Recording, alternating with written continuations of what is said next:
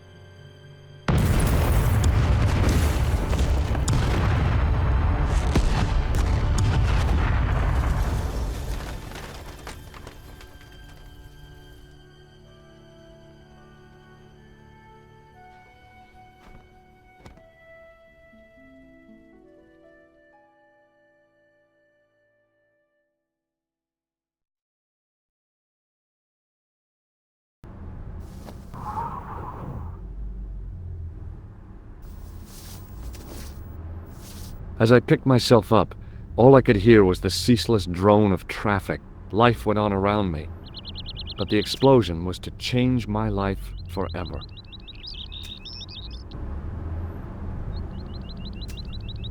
The table had been overturned by the explosion. I considered straightening the table, but I figured it best not to disturb the evidence.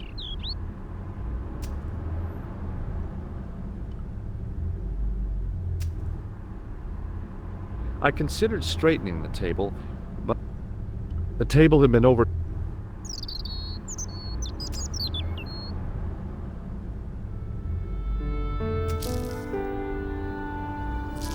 The leading article referred to the visit of a Nobel Prize winner from some unpronounceable Eastern European state.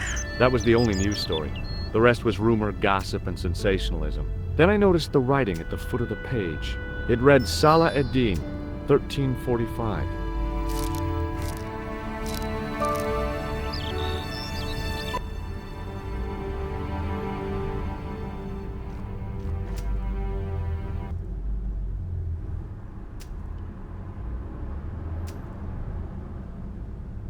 I contemplated crawling under the umbrella and pretending none of this had ever happened. The umbrella had protected me from the bomb blast, but it was of no use to me now. It was a Paris daily tabloid newspaper, full of sex, scandal, and sports results.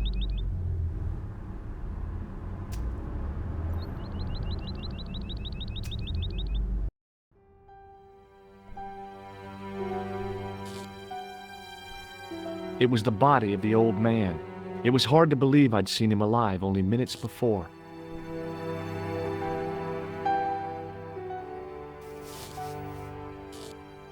I tried not to meet his stare as I searched the dead man's pockets.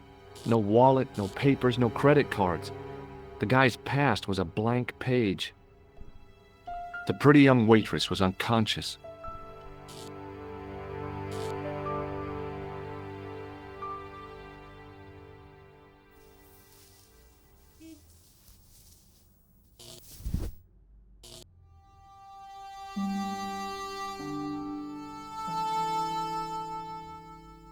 Oh, my head. Never again. How much vodka did I drink? Oh, no, don't tell me. What is your name, Sherry? George Stobart, ma'am. Oh, American.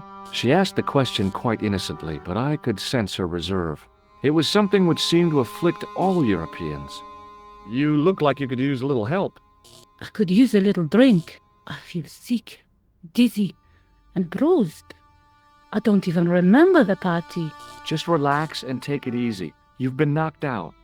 You don't say. What happened? There's been an explosion. You should try not to move. Are you a doctor? No, but I used to play hospitals when I was a kid. Can you remember anything at all?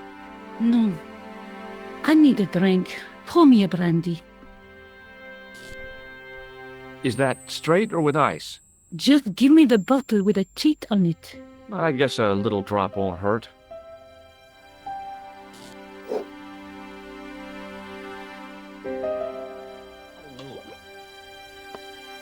Ah, that's better. She knocked back the brandy as if it was water. I was glad I wasn't picking up the check. What about the old man? Is he dead? Yes, he is. Ah, mon Dieu. I've never seen a real-life corpse before. Except for Grandmaman. That was different. She was family.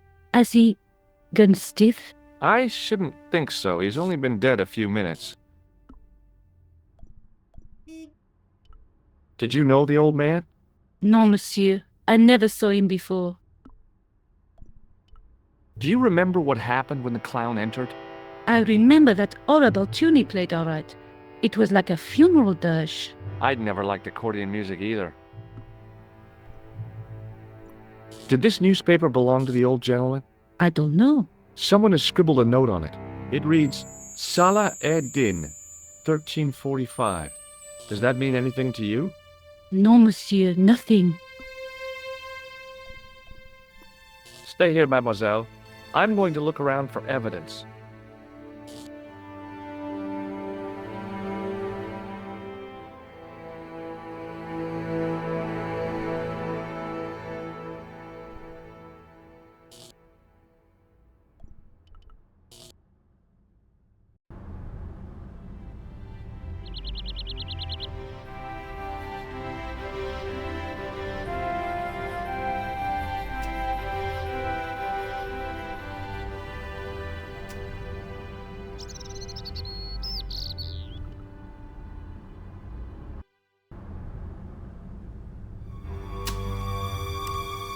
Freeze!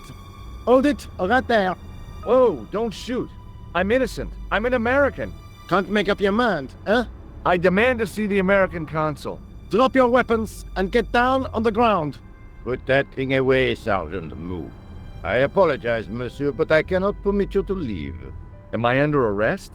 Ah, no, I would simply like to ask you some questions. En avant, to the café, marche.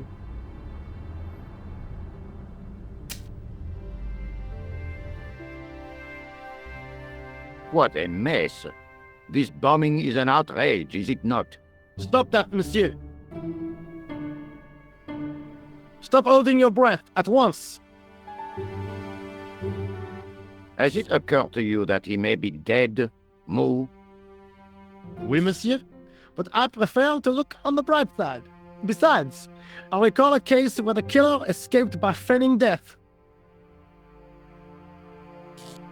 However, in this case, the man is quite dead. Clearly, the killer knew of his presence and... How many times have I warned you about premature extrapolation? All we know is that he is dead. It seemed reasonable to assume... A great detective assumes nothing.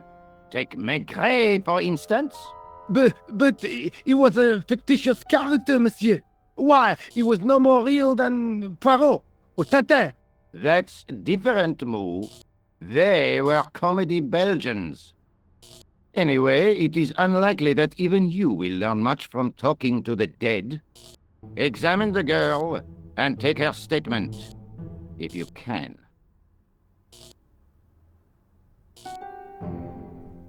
I doubt if she is in a fit state for questioning, monsieur. It smells to me as if she has been drinking. As I feared, we have stumbled upon a den of iniquity, Moo. Leave her to me, sir. I am used to handling drunken women. I do not doubt that for one moment. Et maintenant, to business.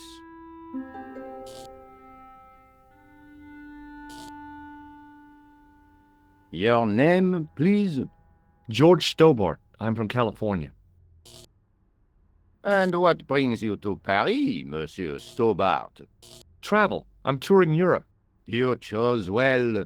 The city is most beautiful at this time of year, no? Yeah, I guess so, apart from the bomb blasts. Were you in the vicinity of the cafe at the time of the explosion? Yeah, I was sitting out on the sidewalk. I was lucky I wasn't killed. The inspector passed over my remark with no reaction. Did you see the deceased enter the cafe? Yes, I did. Was he alone? Yeah. And did he say anything to you? No. He was more interested in the waitress. Did you see anyone else in the cafe? Yeah, there was a guy dressed as a clown. He was carrying an accordion. An accordion? Bon, the picture is forming in my mind, and it is not a pretty one. Is the girl all right, Moo? She'll live if she survives the hangover. She doesn't remember seeing a clown, monsieur. That's odd, don't you think, monsieur? Who am I to believe, I wonder? Eh bien, I have heard enough. What do you mean? I am satisfied that you know nothing. You may leave. I hope this little incident does not spoil the rest of your vacation. What about my personal safety? Can't you at least give me some advice? What can I say? Stay alert and look out for suspicious characters. And don't cross the road until the little man shows green. Great advice. I honestly believe you are in no danger, monsieur. Should you remember anything of importance, please contact me. My card.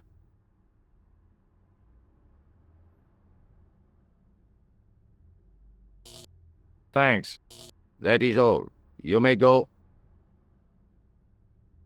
There's not much to go on, monsieur. On the surface, no. But what lurks inside the subconscious? If the door can only be opened. Are you serious, monsieur? I thought your interest in psychic detection was purely academic. Academic? You are about to witness a scientific breakthrough.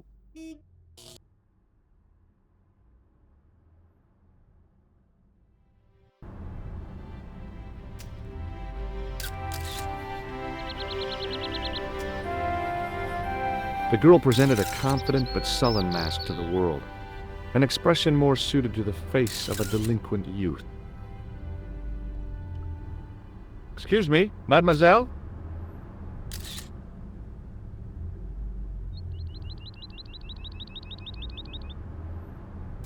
Hi, my name's George Stobart. Oh, an American by the sound of it. Yeah, that's right, on holiday in Paris. Some holiday, huh? You were here when the bomb went off? Sure was. Sat right out front of the cafe. Did you notice a middle-aged man, maybe 60, with an hat and overcoat? I couldn't believe it. She hadn't even asked how I was feeling. Yeah, he went inside just before the bomb exploded. You weren't related to him, were you? Oh no, nothing like that. I am Nicole Collard from La Liberté. What's that, some kind of nightclub? No, it is a newspaper. You're a reporter? I'm a freelance photojournalist. Say, you can interview me about the bombing. You know, an eyewitness account. Minutes after the outrage that shook the whole of Paris. You know, real-life drama, human interest, that kind of stuff. I'll just stick to the facts, thank you. Did you see who planted the bomb? I know it sounds crazy, but he was dressed like a clown. Oh God, it's him again. Have you met the clown before? It's a long story. I have plenty of time. I don't. Who's the guy you were supposed to meet? His name was Planter. I didn't know him, but he called me last night. He said he had a story which would interest me. He asked me to meet him at the cafe. I guess I'll never know what he wanted to tell me. Not unless you have Rosso's gift for psychic interrogation. You speak very good English for a French girl. Thanks. You speak very good English from America. Do you know a police officer called Rosso? Rosso? Our paths have a knack of crossing. If I didn't know better, I'd say it was deliberate. Have you seen Rosso? Is he here? He's inside, attempting to question a witness with his psychic powers. That guy is weird. Yeah.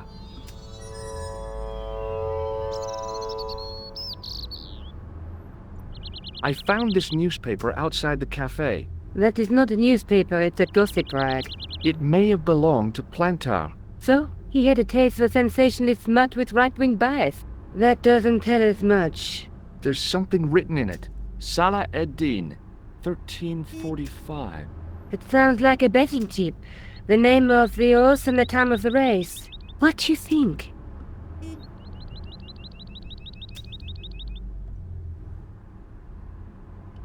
I don't think it is. That's too obvious. I wouldn't mind betting this is a coded message. It's a romantic notion, but I don't think so. Look, the inspector gave me his card. I didn't know his first name was Augustin. It suits him, I must say. Why won't you tell me about this clown? Why do you want to get involved? Because he almost killed me. Isn't that reason enough? I guess so. Listen, I'll give you my phone number. You help me with my story, and I'll let you in on what I know. And let's get one thing straight right now. This is strictly business. Okay, it's a deal. I have to go develop these pictures. A bientôt, monsieur. Fine, I'll, see you soon.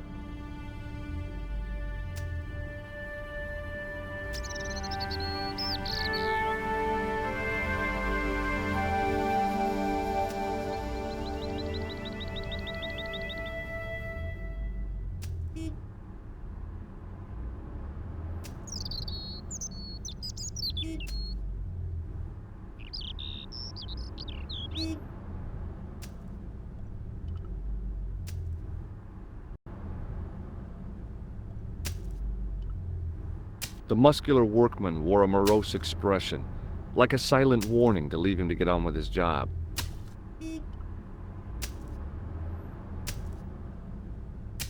Hi, can you spare a few minutes?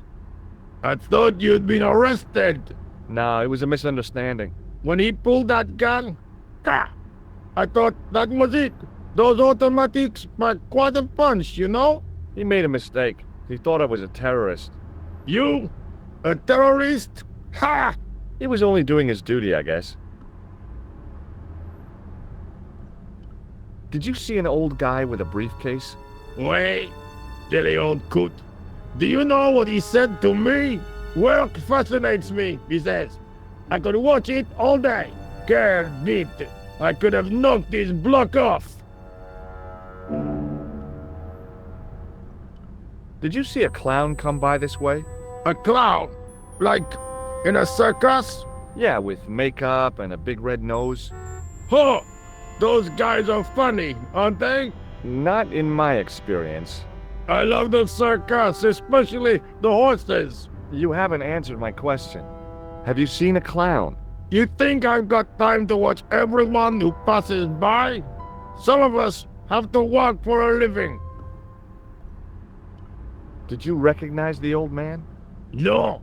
Should I have done? No, but I guess he is now. His name was Plantar. What? He's dead then?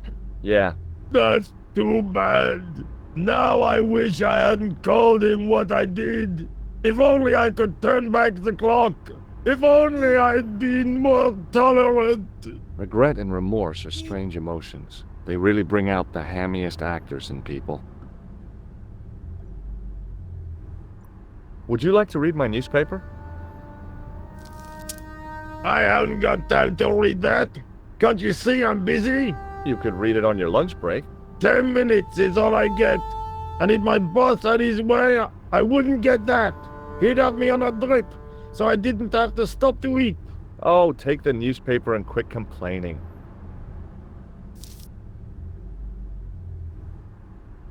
Ah, look at this. Damn bleeding heart liberals.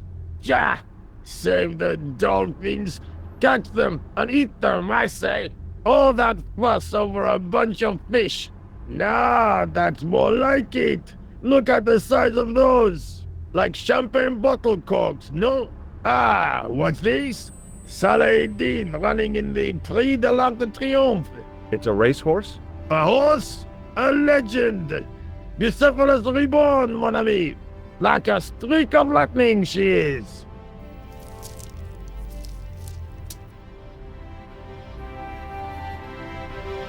Do me a favor, won't you?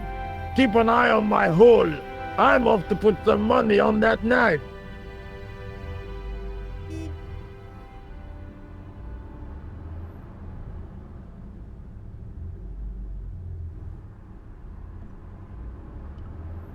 It was a battered metal toolbox. I found a T-shaped tool in the box. I didn't know what it was, but it looked useful.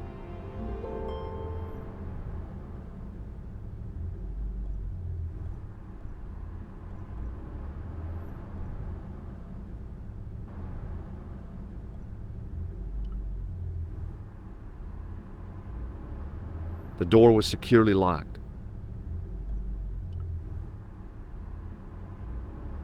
The toolbox didn't contain anything else I needed.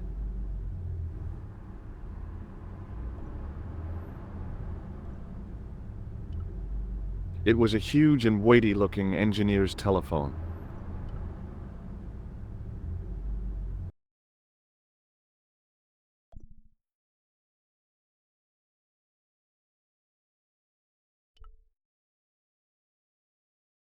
Bonjour, Kula. Oh, hi. It's George Stobart, the American at the cafe. Ah, oui. You said to call if I could help. Have you any news for me? Well, I haven't had a lot of luck. You found nothing. No. Look, I'm very busy right now. Call me if you have any news, okay? Oh. Yeah, I guess. Adieu, monsieur. Yeah, see ya.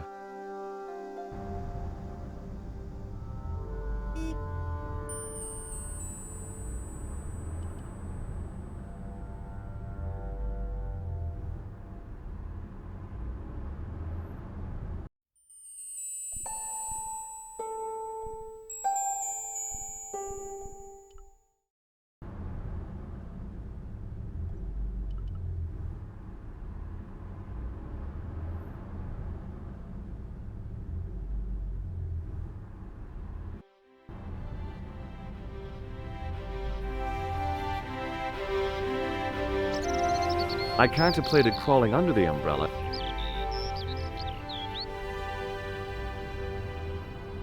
Excuse me, Sergeant. You heard the inspector. Go on, monsieur. I was one of the last people to see the victim alive, Sergeant. Does that worry you? Yes, it does. I feel I owe it to him to find his killer. That is best left to the authorities, monsieur. Did he speak to you? Tell you anything? No, he just grinned and nodded. Don't let it trouble you, monsieur. Go home and try to forget. I really did see the clown. He ran into the alley across the street. Did you follow him? That's your job, not mine. An armed chase through the streets of Paris? That's not our style, monsieur. Inspector Rousseau may be unorthodox, but he's not crazy.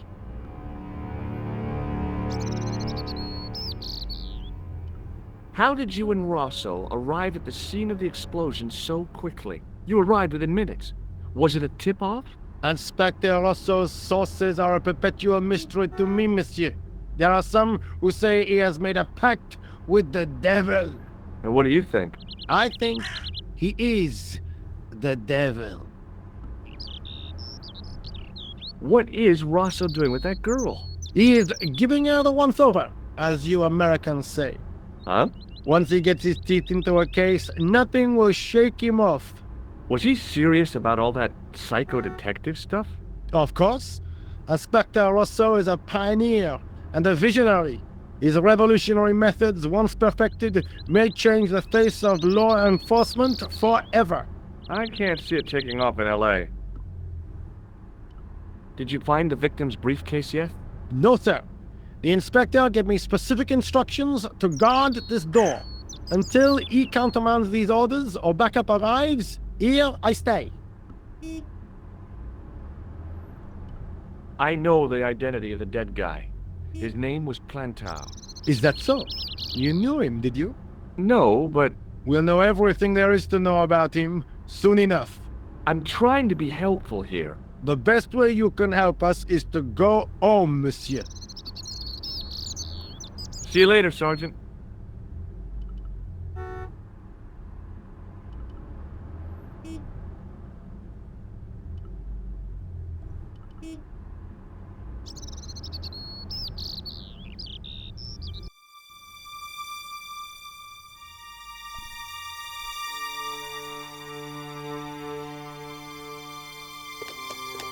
There was nothing of interest.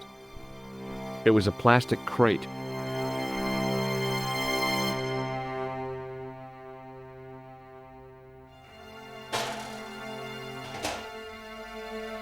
It smelled like someone had dumped a truckload of fish in a locker room on a hot summer afternoon.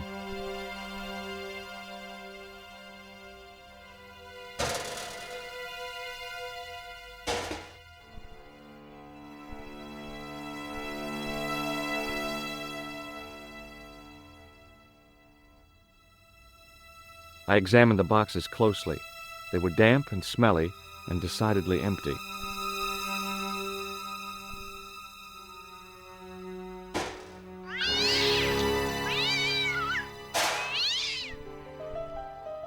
I'd had it with sticking my nose into French trash cans.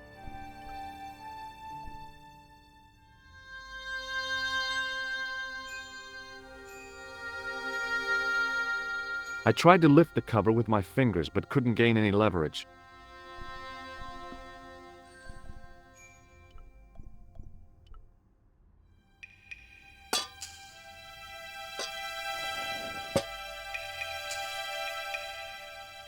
I lifted the cover to reveal what smelt like the entrance to a sewer.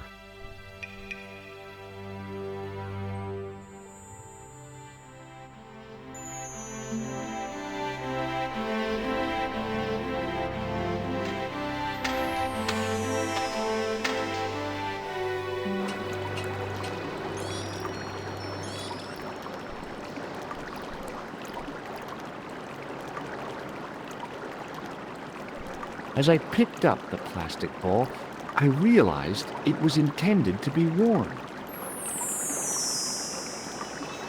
It was the clown's red nose.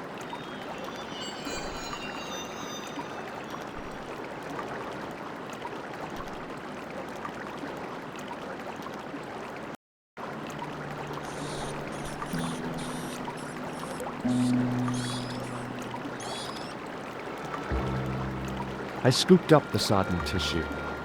It was cold and greasy, like breakfast leftovers.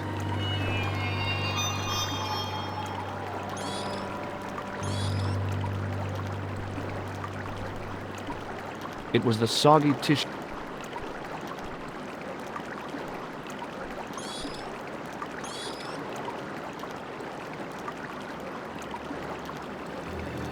I took hold of the scrap of material and unsnagged it from the spike.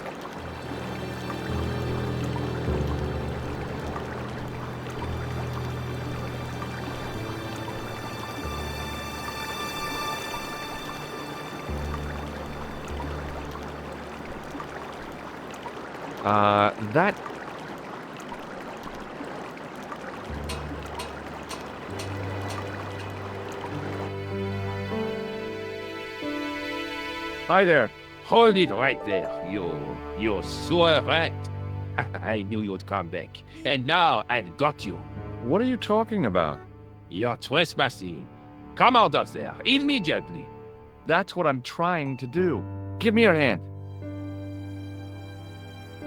Ha! You won't catch me with tricks like that. Keep your distance, monsieur. Okay, okay. Now, what were you looking for?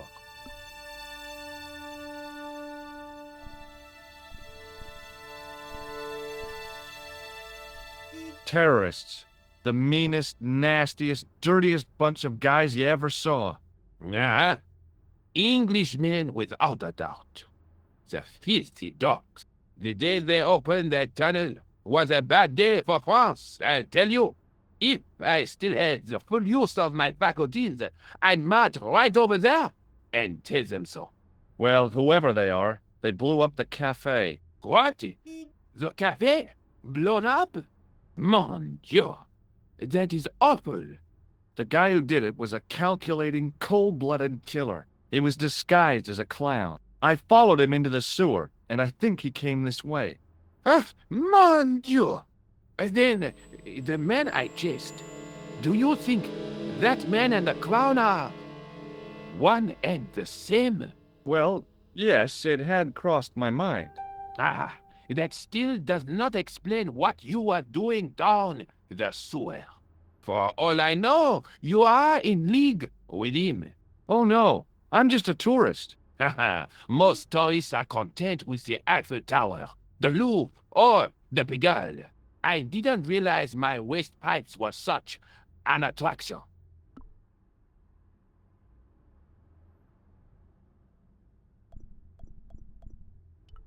Tell me about the man you apprehended. What is there to tell? He was a typical criminal type, just like you. Does the name Plantar mean anything to you? No, it doesn't. Who is he? The man who was killed in the cafe. I'm gonna find the guy responsible. I'll find him. Even if it means following him down every sewer in every city in Europe. You need some sensible boots. You won't get far in those stupid sneakers. Do you know the waitress at the cafe? Oh, she isn't hurt, is she? No, she's fine. Oh, thank heavens. A poor girl like her isn't safe with the likes of you roaming the streets. Can't you understand? I'm not a gangster. I'm an American tourist. That's what you say. Was the guy you saw carrying a briefcase? I didn't notice. Now are you going to leave? Or do I have to call the police? Perhaps you'd like to take a look at my card?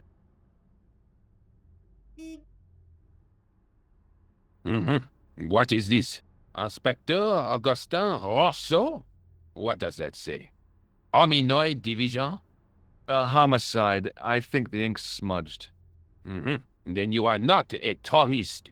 Okay, I'm not. I lied to you, and I'm sorry. Don't apologize, monsieur. You know, I had a feeling there was something different about you. It is your posture, your poise. Oh, yes. There is no mistaking the bearing of a disciplined man. And I should know. I was in the army, you know. When I was your age, I was fighting for my life in the African desert. How can I help you, Inspector? Let's start over from the beginning and tell it just like it was. Tell me about the man you apprehended. He was a mean one, monsieur. He grabbed me in an armlock. His face suddenly next to mine. His grip was like iron, but he did not know what he was up against. Oh no, he made a big mistake when he took on one of the desert hyenas. Yes, I get the picture. Do you know the waitress at the cafe? So you don't want to hear about my experiences in the desert? I fought to make this country what it is today. I'm sure you did, but I'm a little short of time. Does the name Plantar mean anything to you? No, it doesn't. Was the guy you saw carrying a briefcase? Why, yes, it was. Clutched in his arms like a baby. That belonged to his victim. Oh, what do you think was in it? Drugs? Stolen jewels? I don't know, but the killer thought it was worth a man's life. Nothing is worth that, monsieur. Do you know the waitress at the... You can't suspect her, surely. Just answer the question, please. Yes, I know her. Quite well, you could say. She came to work at the cafe, 7 months ago. I look forward all week to the relief she gives me when she visits. Really? So you'd miss her if she wasn't there?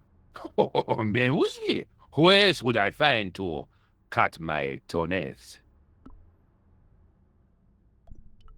Does this piece of material mean anything to you? That is the same cloth as the jacket I found. I'd recognize that pattern anywhere. Now, about the jacket you found. Do you have it here? No, monsieur. One of the sleeves was badly torn, so I sent it for repair. A pity, because otherwise it was a fine piece of quality tailoring.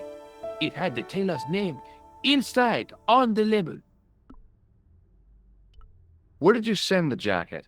I gave it to an itinerant Romany seamstress. Just my luck. Was there anything in the jacket pockets? Not a sou. You know what I think? Do tell me. He changed out of the clown suit and cunningly disguised himself as an ordinary person. Looks like I'm up against a mastermind. What was the name on the label? It was a foreign name.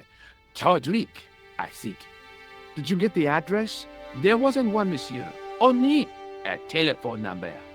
Well, I don't expect you to remember a phone number you've only seen once. 74 98 08 59. You're kidding.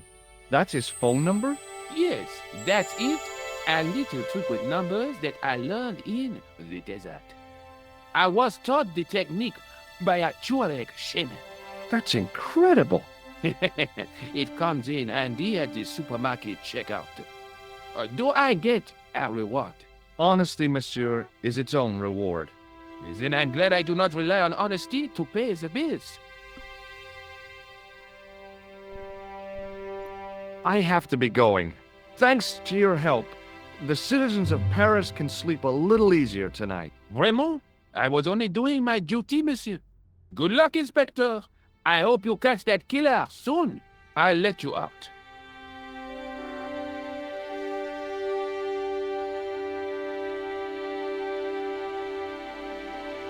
I hope you find your man, Inspector. So do I.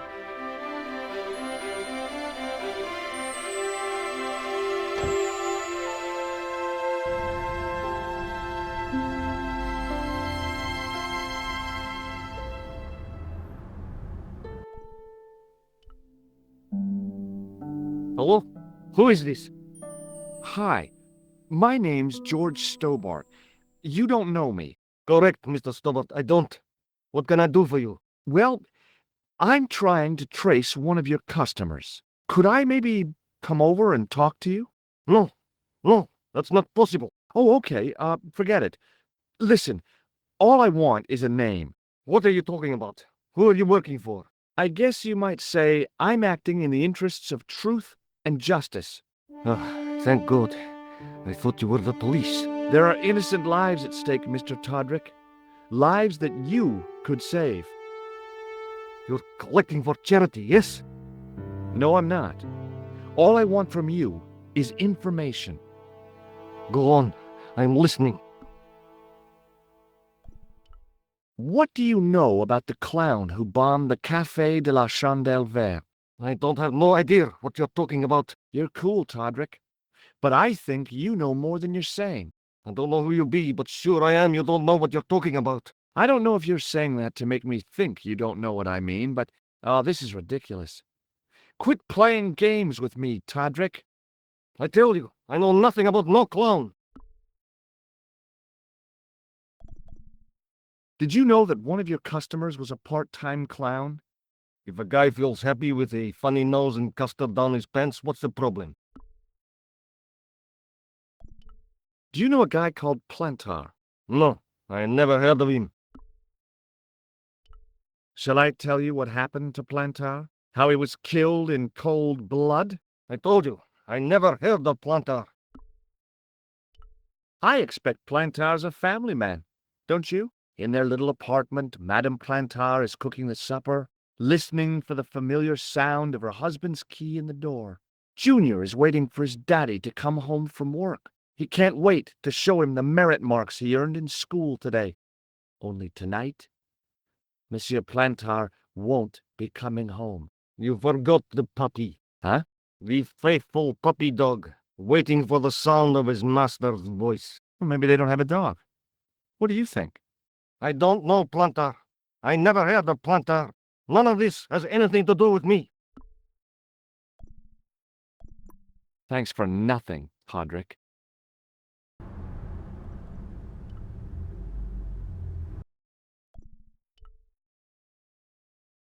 Bonjour, Kula. It's me again, George Stobart. Hi, George. Any news? You bet. I met a witness who spoke to the clown. And I know where the killer gets his suits. No kidding. Hey, I'm impressed. You are? Well, it wasn't easy. Look, why don't you come here to my apartment? Fine. Where do you live? 361 Rue Jarry. Okay, I'll come right over.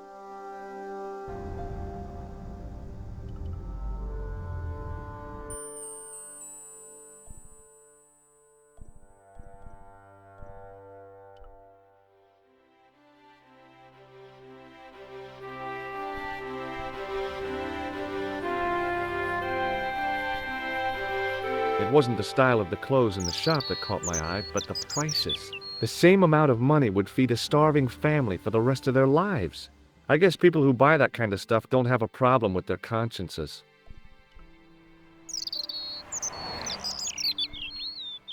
There was no way of lifting the securely locked blind. I glanced without much interest at the fruit. It was dusty, shriveled, and tired-looking.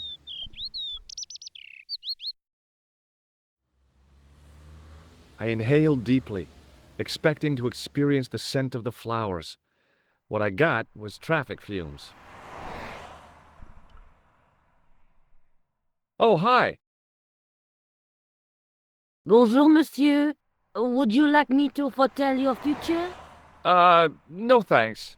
I'm very good, and it only takes a minute. Thanks all the same, but I'm not superstitious. Besides, if it only takes a minute, that's not much of a future to look forward to. Are the flowers for sale? Oui, monsieur. Okay. I'll take a bunch of those white ones. I wouldn't do that if I was you. No? They are lilies, monsieur. Some people associate them with death.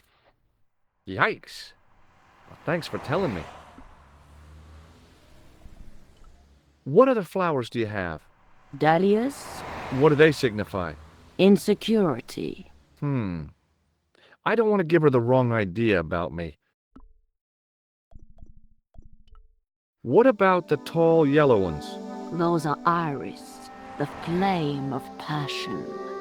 And the little yellow ones? Sensuality. Well, they're no use to me. I want to make an impression, not jump down her throat. Do you know a young woman called Nicole Collard? Yes, I do. She lives upstairs from me, in the apartment block across the street. The door isn't locked, but you'll need to give it a gentle nudge. It sticks, you see, because of the damp. The landlord said he'd fixed it before winter sets in. He's been saying that for 3 years. How long has Mademoiselle Collard lived here? A few months. She's in for a shock when the cold weather comes. Drafty windows, insufficient heating, it's a struggle to keep warm. The only reason I stay is because the rent is cheap. Your young lady, she deserves better. I thought Mademoiselle Collard was a successful photographer. Not as successful as she makes out for all her fine clothes. Oh, I've heard her crying herself to sleep at night. That's awful. Now don't you let on that I've told you. She's proud, that one. Too proud, if you ask me. I've changed my mind. Will you tell my fortune? You're going on a long journey. My, oh my. What a surprise. Can you tell me anything I don't already know? 10 francs, please, my dear. 10 francs? That's a ripoff. Please yourself. How does this fortune-telling routine work? If I knew that, I wouldn't be selling flowers for a living. Haven't you ever wondered why you were blessed with the gift? Well, it's a bit like satellite television, I suppose. Some of us are born with a built-in receiver dish. I just happen to be one of the lucky ones. See you later. That's right, monsieur. You will.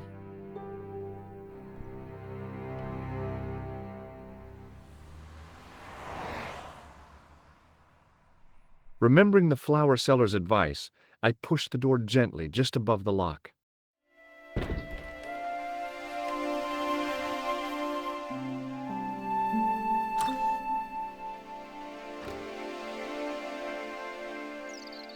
Bonjour. I'm glad you could make it, monsieur. Please, call me George. Fine. I'm Nicole. Take a seat, George.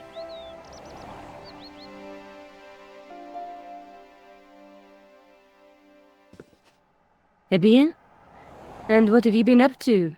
I've been exploring the sewers beneath the cafe. I thought I could smell something bad. The clown used the sewer to escape and to change out of his costume. I guess he was in a hurry. He left his jacket behind. And? I got his tailor's phone number. You had better luck than I did. Luck, she said. Luck! Hard work, I'd call it. What happened? I took my photographs to the editor, but he wasn't interested. Can you believe it? He told me to drop his story. But you're not about to do that. Oh no. I am going to find out what's behind these killings. You know what I think? It's a conspiracy.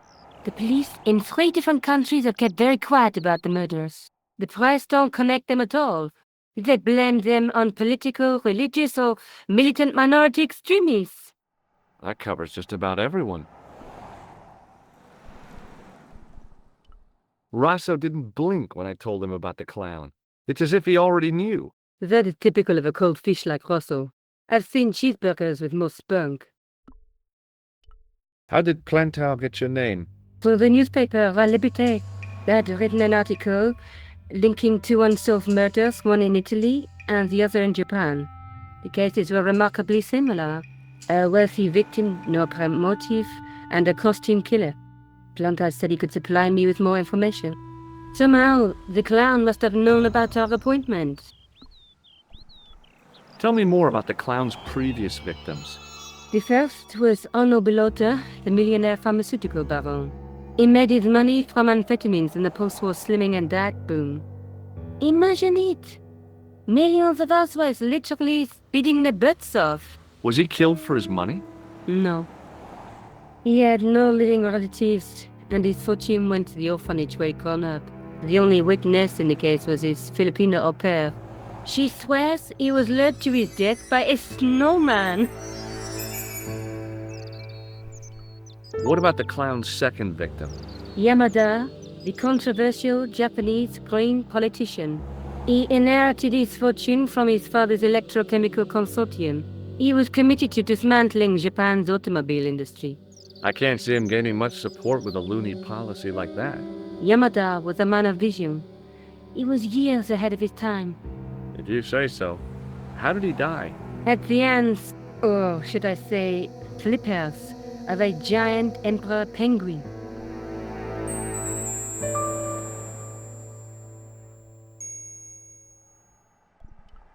A snowman, a penguin, and now a clown. You know, I hate to admit it, but this is scary. And I'll tell you what, I won't be accepting any invitations to costume parties. I don't blame you for being scared. I am too. But this story could be my only chance of a big break. Or a premature death. May I use your telephone?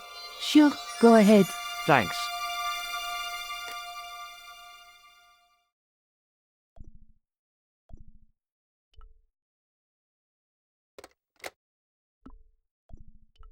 I found a piece of material near the cafe.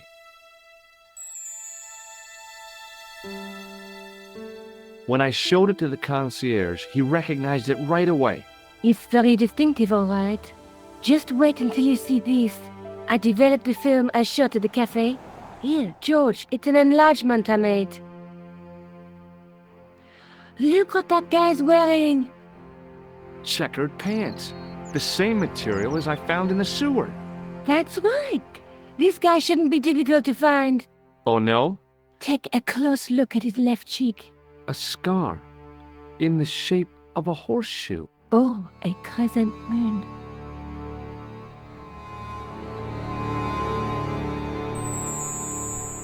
Tell me more about yourself. Oh, there is not much to tell. Well, how did you get into photography? I guess I owe that to my father. He bought my first camera. I was 8 and my parents had just split up. Did you live with your father? Yes, my mother went off with her new boyfriend. I don't mind. Papa was all I needed. 4 years later, he died in a plane crash. Ah, I'm sorry.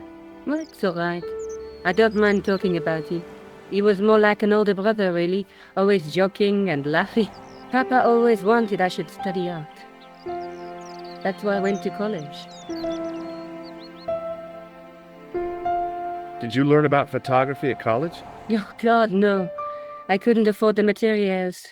We were billed for everything we used, paint, canvas, paper. Most of my year turned to minimalism. It was cheaper. I used to go poaching in the park for squirrel hair.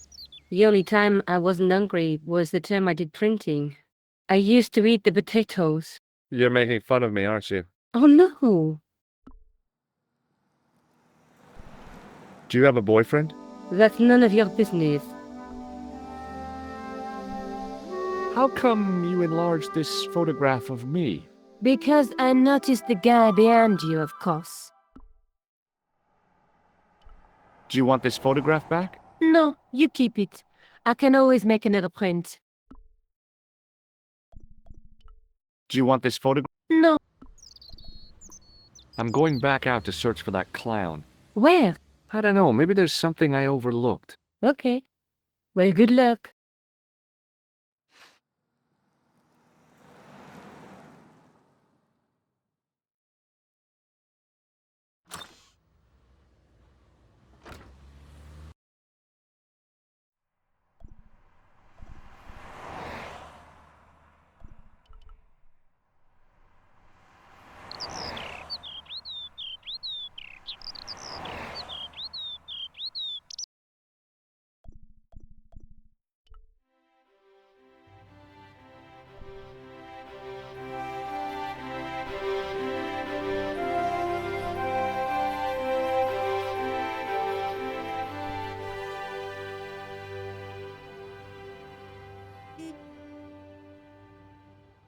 Excuse me. Not so fast. I'd like your personal details, please. Huh? What for? In the event of an accident, it would help us to know where to send the body. Look, is this really necessary? I came in here to talk to Rosso. Oh, why did you not say? Is Sergeant Moo available? What? You want to speak to him? Yes, please. I cannot recall the last time someone asked to speak to Moo. No one ever speaks to him. Not even his kids. Eh bien. He is not here, monsieur. He is with Inspector Rosso. Like Laurel and Keaton. No, monsieur? Hardy. Oliver Norville Hardy. Have you had any reports concerning a suspicious clown? Why, yes.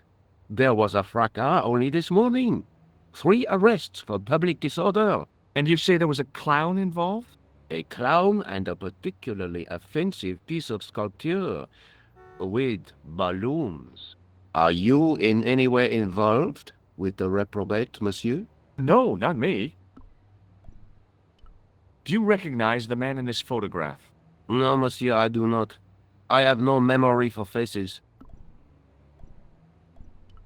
May I see Inspector Rosso? He is not here. But Do you wish to leave a message for him? I have a choice of blue or black pen. I'd recommend the blue for a less formal communication. I'd prefer to talk to him in person. As you wish, monsieur. Thanks for your help, officer.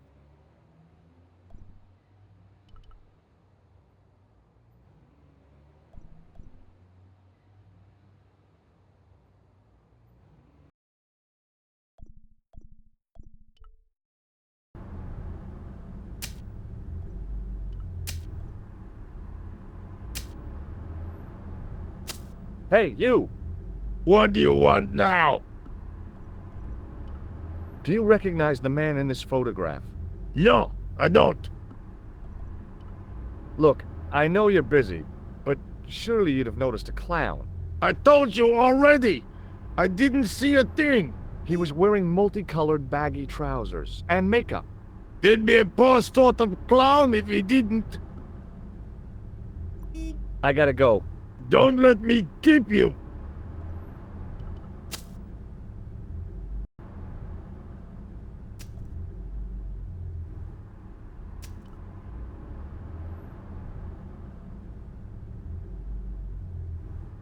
Sergeant Moo? Please go away, monsieur. I tracked down the clown's movements, Sergeant. Is that so, monsieur? Yeah, there's a man down the street who saw him crawling out of the sewer. Dressed as a clown?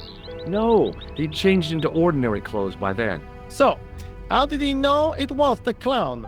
He didn't, but all the clues add up. Little children can add up, but I wouldn't let them manage my bank account. I found this red nose in the sewer, What were you doing down there?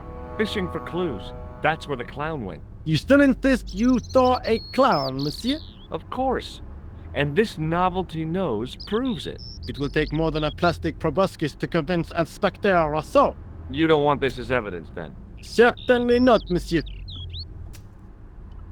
Do you recognize this dirty tissue? No, monsieur, I do not. I found it in the sewer. Perhaps it would be better if you put it back there. No way! This could be an important clue. If you say so, monsieur. Do you recognize the man in this photograph? No, monsieur. It's the guy who bombed the cafe. The clown. This man looks nothing like a clown. He's taken off his grease paint and costume. Then there is nothing to link this man with the killing. Nothing? Look at those murderous eyes. Hardly likely to get him convicted. See you later, Sergeant.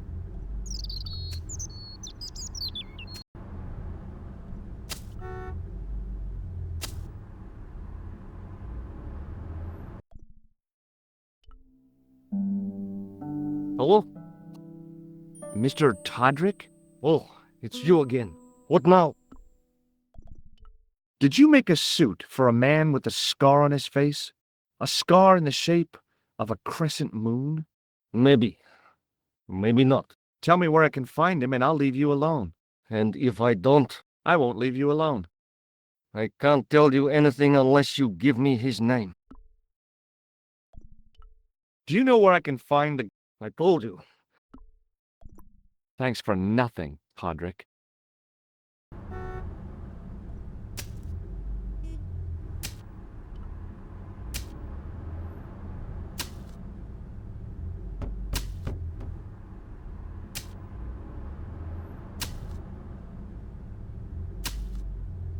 Hi there, remember me? Ah, mais oui, Inspector. Have you found him? Who? The man in the sewer, of course. I'm, sifting through the evidence. Rather you than me, monsieur. That reminds me, someone's been impersonating you. Came sniffing around just after you gone. Bold as brass. He tried to tell me he was a policeman. Inspector Rousseau, he claimed. I didn't tell him I'd been talking to you, not hours before. Thank goodness. Impersonating a police officer is a serious offense. A man with so little respect for the law must be desperate. Mhm. Yes, my father used to say, desperation opens the door to the devil. He was always coming out with things like that. Stupid man. So, when you are not exploring sewers, what do you do? I take a lot of showers. Oh, very good, monsieur. A policeman with a sense of humor. Do you recognize the man in this photograph? Yes, I do. It's that villain I told you about. Do you recognize... Yes, I have to be going. Good luck, Inspector. I hope you catch that killer soon.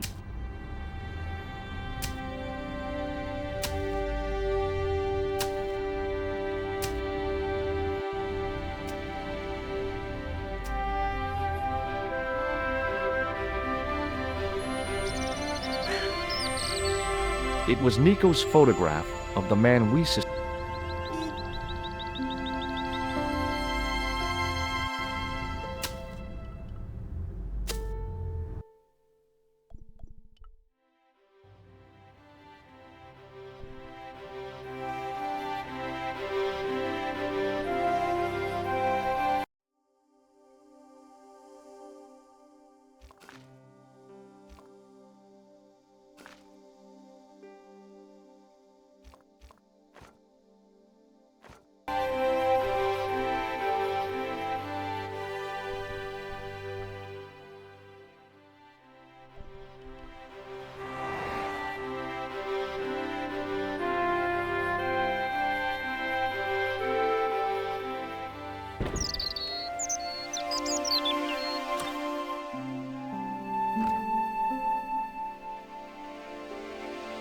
Hello again.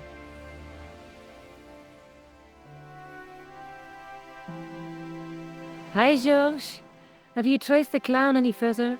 No.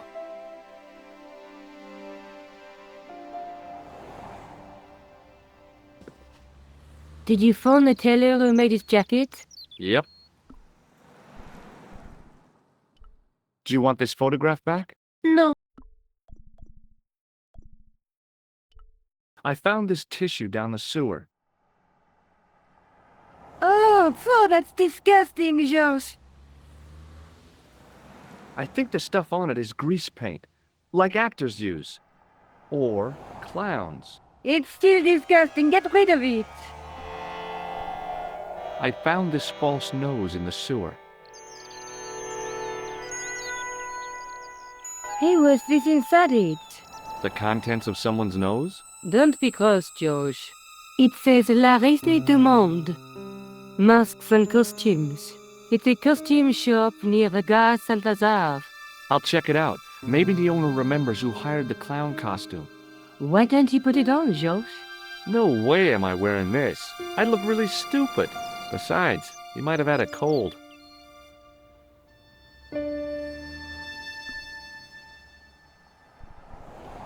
May I use your telephone?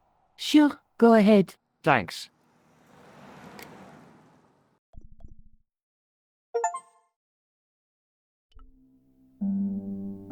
Hello? Who is this? It's George Stobart again. What now? Do you know where I can find the guy with the scar? I told you. Thanks for...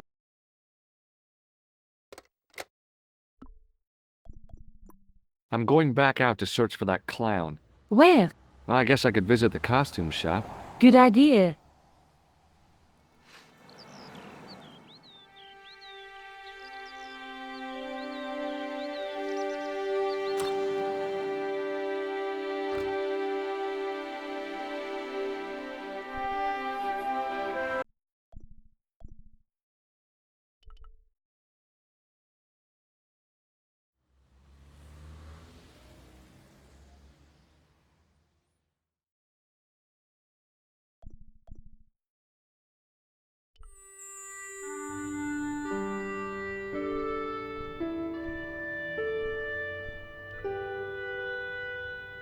Excuse me? Bonjour, monsieur. Please, come in. Welcome. Leave the mundane world behind, for in these four walls, fantasy is king. I don't want a costume. Didn't you ever dress up when you were a child? Not that I remember. Incredible! You'll be telling me next that you never shared your elder sister's lingerie. I don't have a sister, and I think I'd look pretty silly in a brassiere. I just need some information. Of course. How can I help you? I'm looking for a man who hired a clown costume from you. Oui, monsieur. I do not see how I can help. Don't you keep a record of costumes that you've rented out? Of course, monsieur, but... Well, then I'd like to check your records. Give me the names of everyone who's rented a clown suit. Impossible. There are too many. Do you recognize this man? Ah oui? He was here this morning. The clown I'm looking for is a cold-blooded killer. Give me his name, and I'll see he's brought to justice. I'd help you if I could, but you can't expect me to remember all my customers. You see, the clown costume is our most popular line, monsieur. On average, we hire out more than 30 clown suits a week. You'll have to give me more to go by. A description, perhaps? Do you want this red nose back? Not after it's been worn, thank you. Are you sure this is the man who bought grease paint? Oui, monsieur. How come clowns are so popular? I think it has something to do with their unpredictable nature. Personally, I think clowns should be banned, along with mimes. Oh, come now. Who doesn't love clowns? Me, for one. Have you heard of a man named Plantile?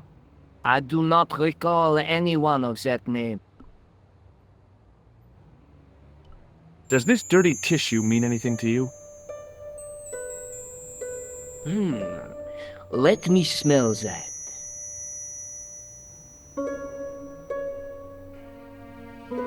Bestheimer's number 7 white pancake. Theatrical grease paint, right? Oui, monsieur. La crème de la crème of Thespian accoutrement. Have you sold any of it recently? Yes, 2 cans. Are you sure this is the man who bought grease paint? Oui, monsieur. He chose 2 costumes. Bozo the clown and Seamus the pixie. A pixie? Very smart. Green silk with a taffeta lining. He gave me his name as Monsieur Khan. Thanks for your help, buddy. My pleasure, monsieur. Allow me to shake you by the hand. Huh? Well, okay.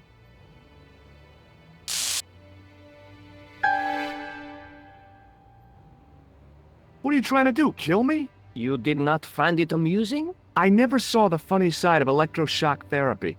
Eh bien, it is yours to keep. A gift? Do I need a license? No, but I give you a word of warning, monsieur. What? Remember to switch it off before you visit the toilet.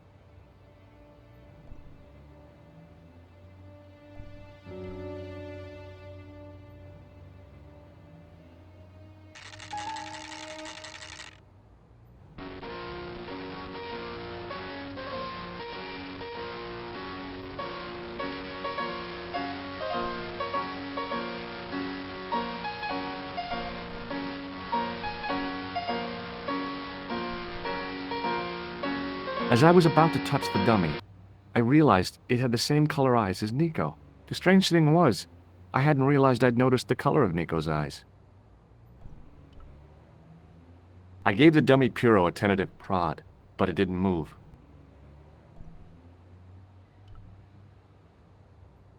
Excuse me? Oui, monsieur. Thanks for your help, buddy.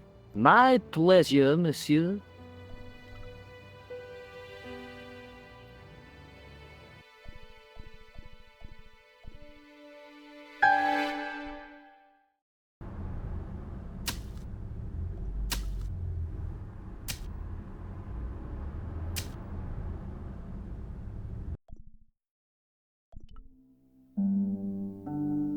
Hello? Who is this? I found out the name of the guy I'm looking for. Is that so? Yeah, it's Khan. You know who I'm talking about, don't you? Yes, I delivered the suit to his hotel. The Hotel Ubu. I don't remember the room number. It was upstairs. The second room on the right-hand side of the corridor. Thanks, Todrick. That's all I wanted to know. Now I've got you, Mr. Clown.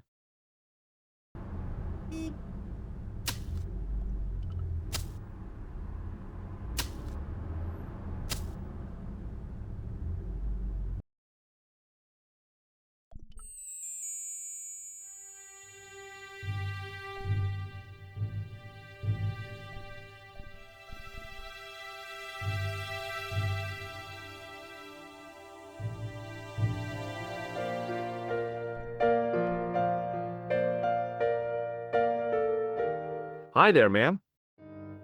Well, hello. What can I do for you? I'm looking for a man. You disappoint me, my dear. For one foolish moment I thought, but never mind. Aren't you going to tell me your name? George Stobart, ma'am. How sweet! I once had a stable boy called George. I am Lady Piermont. The common reaction is to kneel and stutter, but it's not obligatory.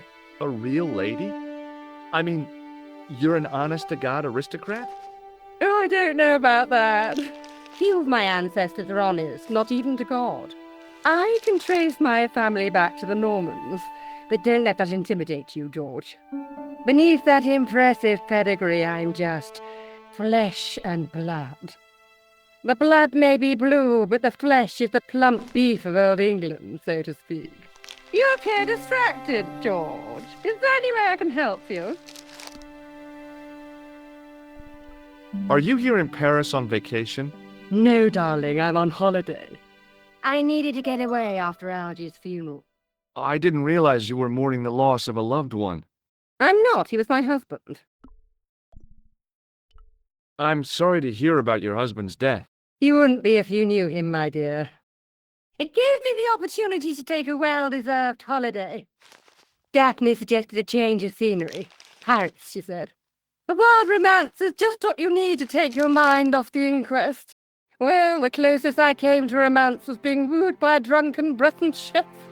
I must say I was disappointed with his coq au vin. Not at all what I was expecting. I was thinking of cutting my holiday short, packing my bags and heading back to Hampstead. That was until last night. What happened to you last night? I was stricken, Mr. Stobart. Cupid's arrow has cleft my bosom. They couldn't really miss. It was just as I'd always imagined it should be. The intimacy of candlelight. Romantic music tinkling across the room. And then, a stranger's glance. Those brooding eyes, that suave manner, those tight trousers. He was the man I'd been waiting for all my life. I'm glad he finally turned up after all these years. Ah, but it wasn't to be. He was merely toying with my affections. And if I ever catch up with him, he's dead. Who was the guy who led you on? His name is Merlin. I'm looking for a murderer. Good heavens! You're a private detective. That's correct, ma'am. What's the term you Americans use? It's on the tip of my tongue. I believe what you're thinking of is Dick. Precisely. Have you come across a man who calls himself Khan? I am familiar with only one person named Khan. Genghis Khan, the legendary Mongol barbarian chieftain? No, darling. Kevin. Kevin Khan? I never heard of him. I'd be most surprised if you had, darling. He's a pharmacist in Hemel Hempstead. Organizes fundraising for the Rotarians. Lovely man. Does he have a scar on his cheek? I really wouldn't know, sweetie. Do you recognize the man in this photograph? My God, it's him. That's Merlin. She represented everything I loved about the English. The lady was totally deranged. Merlin? You mean King Arthur's wizard? Good heavens, no! Monsieur Merlin is a fellow guest. He's the man I've been telling you about. That's the man who spurned me. The man you know as Merlin is a fake. What do you mean, sweetie? He's a murderer. He also uses the name Khan. I am shocked, Mr. Stobart. Shaken. I took him to be a gentleman, a man of honor. Do you know, I'd rather like to assist you in stitching him up. When did you last see Merlin? It was no more than an hour ago. He came downstairs and spoke to that clerk chappie. Something passed hands. I couldn't see what exactly. A briefcase? No, smaller than that. A bundle of papers, perhaps. The clerk put it in the hotel safe and Merlin went out. Are you sure you saw Merlin putting documents in the safe? Yes, darling, positive. I wonder what they were. Obviously something of great importance. Yeah. I'd sure like to get my hands on whatever it is. I'll bet they had something to do with Plantar's briefcase. Has Merlin returned to the hotel? No, he hasn't. Are you going to search his room? If I could get in there, I would. I have to go, ma'am.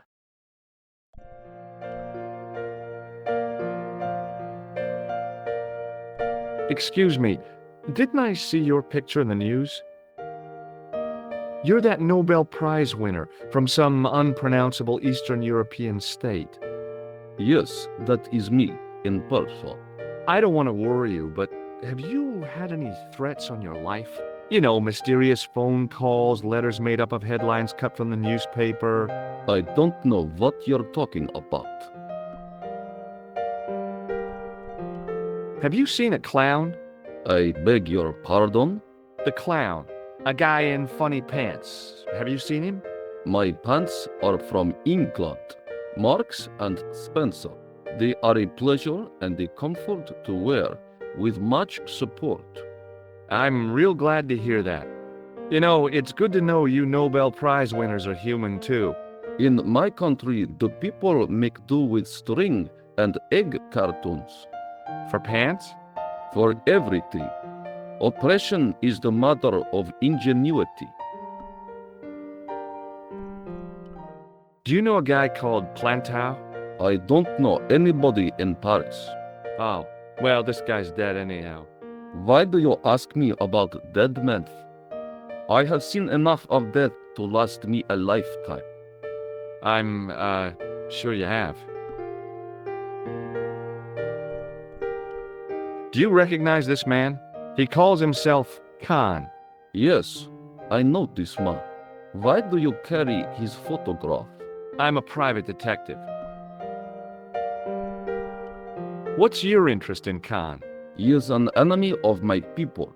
You know he's a killer. Of course, amongst other things.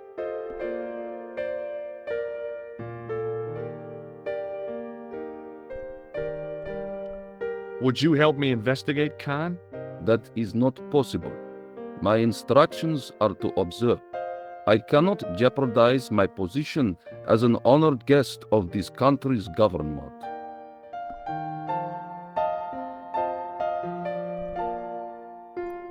Thanks for your help.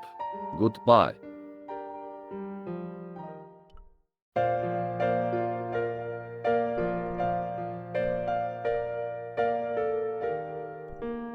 There was no one registered under the name of Khan.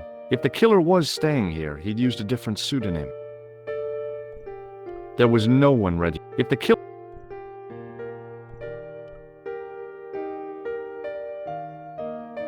I want some information. Who are you? The police? I'm conducting a private investigation. Ah, I know only too well what you mean. That is one of the drawbacks of the catering business. When people book into an hotel, they leave their morals at home, no?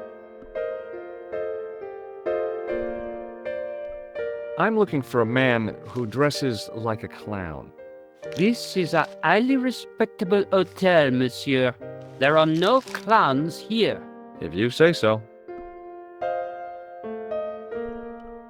Do you know a man named Plantar? No, monsieur.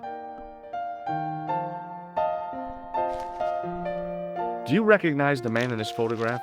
Yes, monsieur. That man is one of our guests. What name? I cannot tell you that.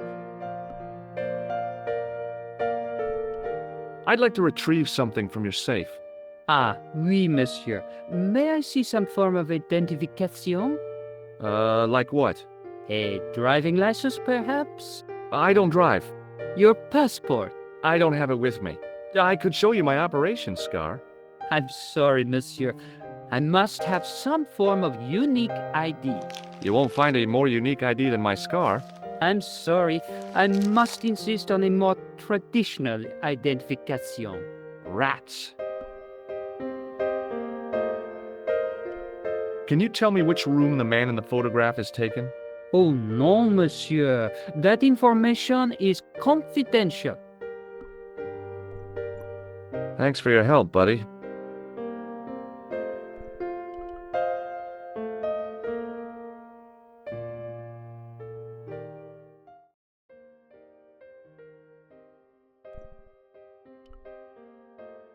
The sign on the door read 21. The sign on the door read 22. If the tailor's description was correct, this was the killer's room. The door was locked.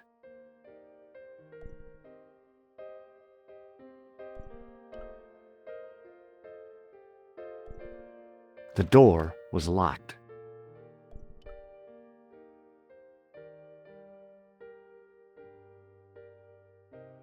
The door was locked.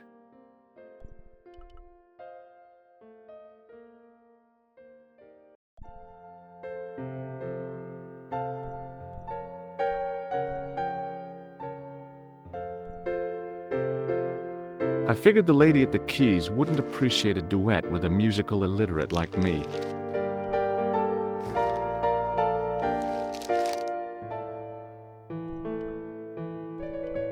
Hanging from a brass hook was a key and a plastic tag.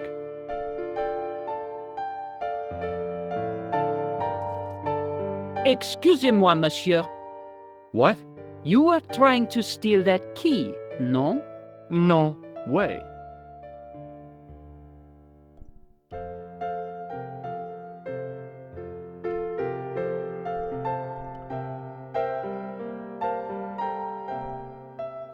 Hi, ma'am. Hello, George. What can I do for you now? Would you distract the clerk while I borrow a key? Are you asking me to aid you in a criminal act, darling? I guess I am. Good heavens, I must be dreaming. I don't think so, ma'am. Now tell me, why do you want to get into that room? It's next to the room the killer is using. Ah, so you plan to eavesdrop on Merlin? I was hoping there might be a connecting door. I shouldn't think my feminine charms would be much use in this case, but a good dose of English arrogance might do the trick.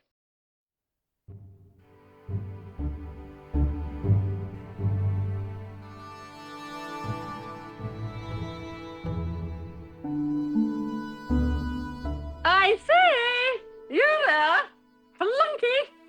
Oui, madame. Listen carefully. You do understand English, don't you? But of course, madame. Good. I wish to deposit some jewelry for safekeeping. I understand. Are you quite certain? Oh, bien sûr, madame. Over to you, my dear.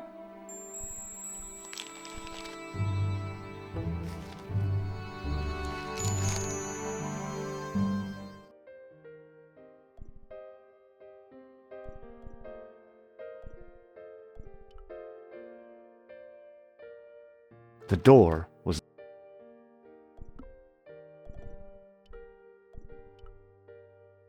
Maybe it wasn't the right room, but this was the right key.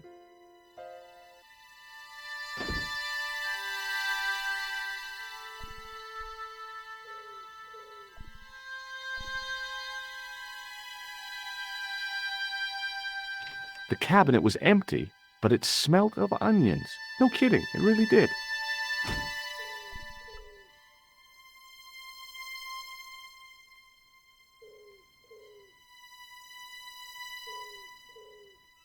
There was nothing in the wardrobe apart from a vague, lingering smell of camphor.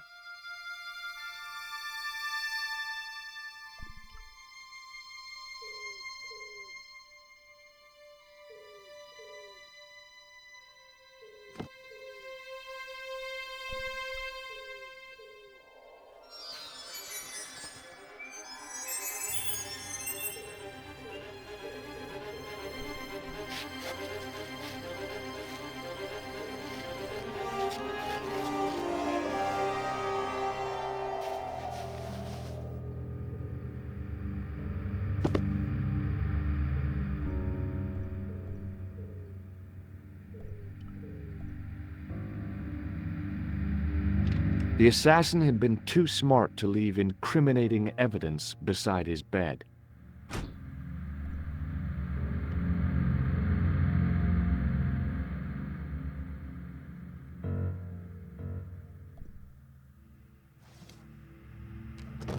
I searched the interior of the briefcase, but as I'd half expected, it was empty.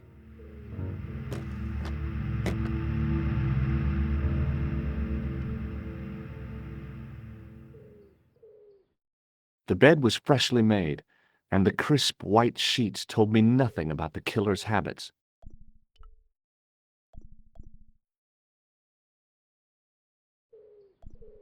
There was nothing in the pockets of the pants.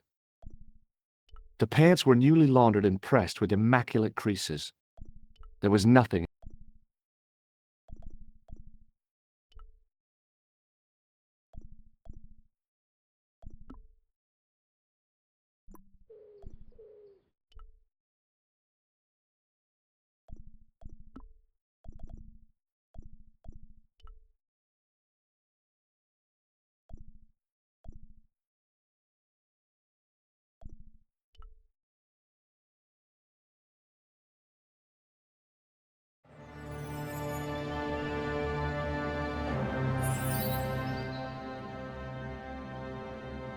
I had the kind of feeling in my stomach that would usually send me running to the bathroom.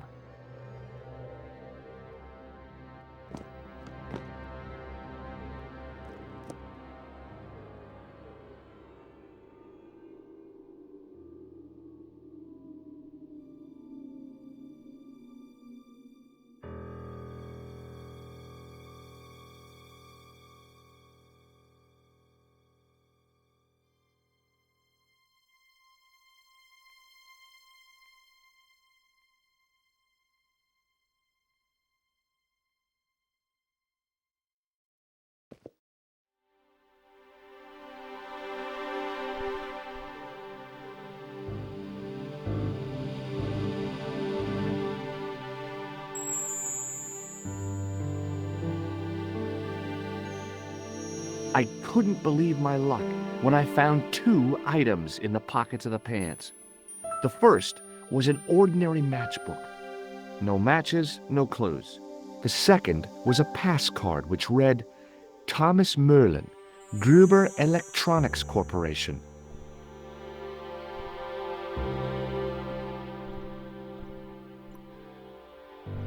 The matchbook bore a pattern of swirling color and the words, Club Alamut.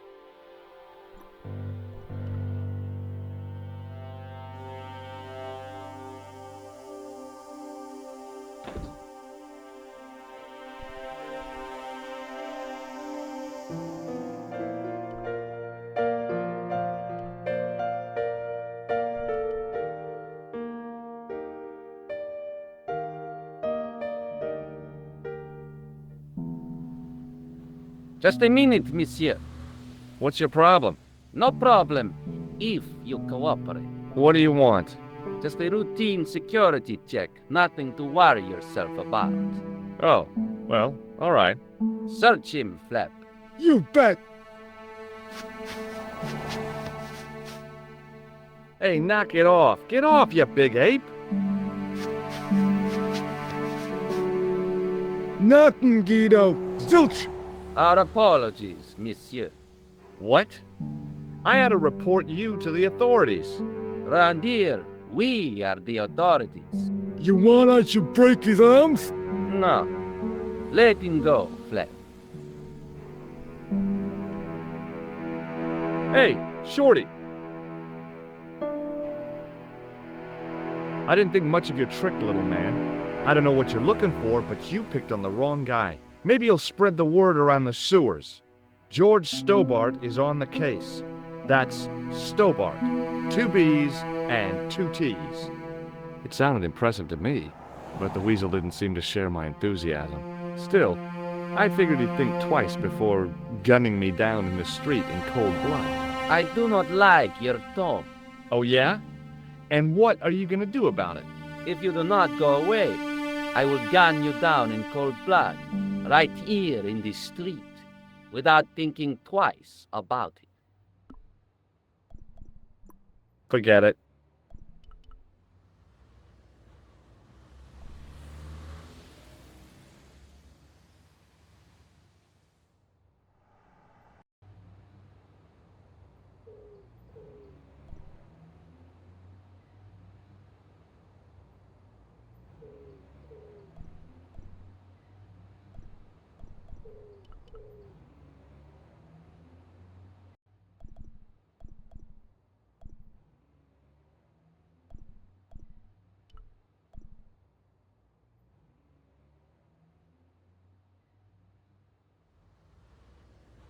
Excuse me. Yeah? Don't you think you have some explaining to do? Huh? I'm an American citizen and a bona fide visitor to your country. What the... You can't touch me up in the street and expect to get away with it.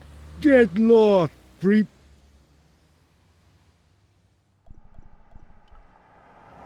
Hey, Shorty.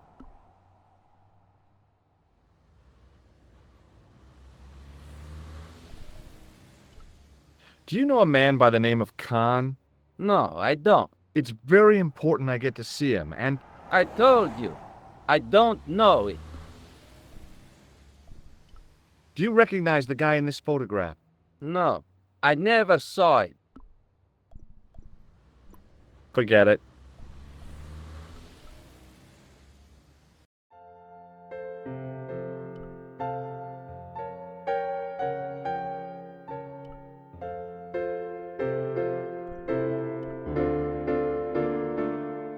There was no one registered under the name of Khan, but the name in the book for room 22 was Merlin.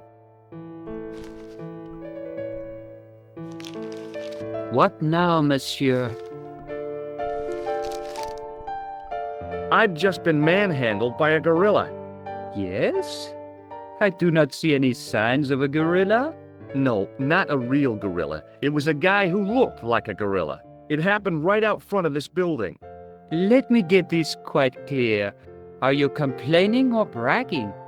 I want to know what you're going to do about it. The scrawny one has a gun. I suggest you contact the police. Can't you do anything about them? What goes on in the streets of Paris is hardly my responsibility.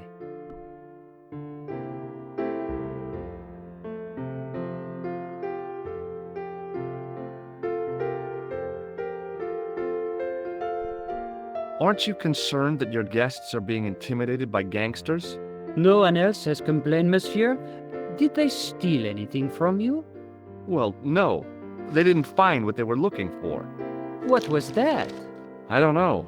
I don't think they did either.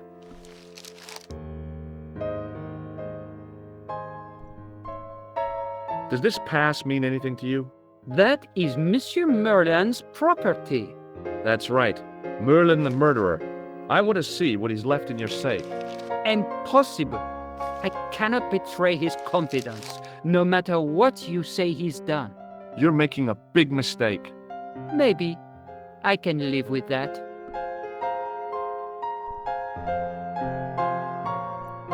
Thanks for your help, buddy.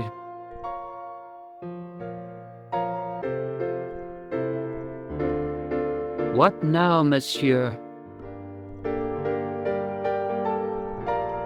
Does this matchbook mean anything to you? No, monsieur. Hey, shake my hand. I'd rather not, monsieur. I'm still sore from the shock administered by one of the guests. He was secretly concealing an electrical device in the palm of his hand. Practical jokes are so puerile, don't you think? Oh, yeah, sure. Thanks for your help, buddy.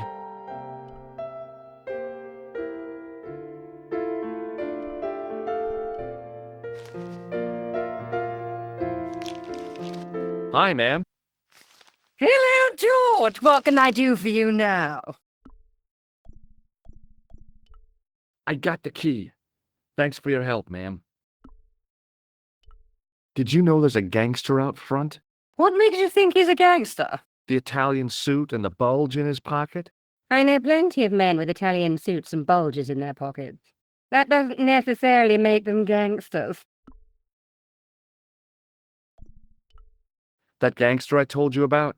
He went through my pockets just now. Good heavens! One never knows what to expect in foreign parts. Thank you for the warning, young man. I shall hide my credit cards in my underwear. I have to go, ma'am.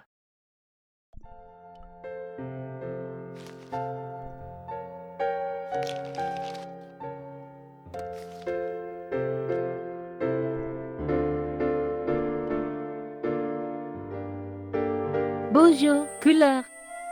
Hi, it's George. I have the address of the killer's hotel.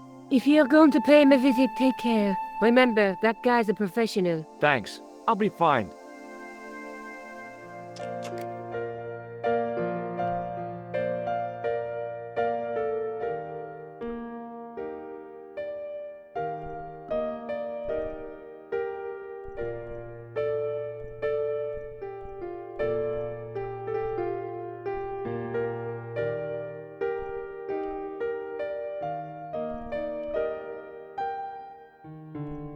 What now, monsieur?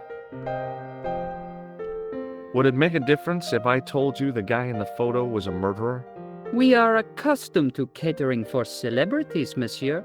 Movie stars, politicians, royalty, sporting personalities, they all stay here.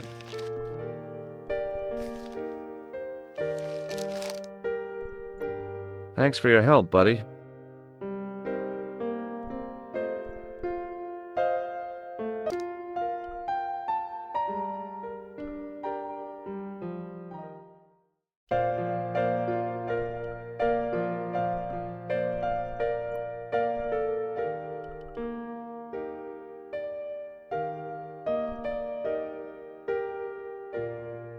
Hi, ma'am. Hello, George. What can I do for you now? I found this pass in Merlin's room. So, that deceitful little man is passing himself off as an electrician, is he? Uh-huh. This guy probably has 1,000,000 faces. I showed the pass to the clerk, hoping he'd give me Merlin's papers, but he wouldn't buy it. He's too scared. I'll give him something to be scared of. Follow me, George!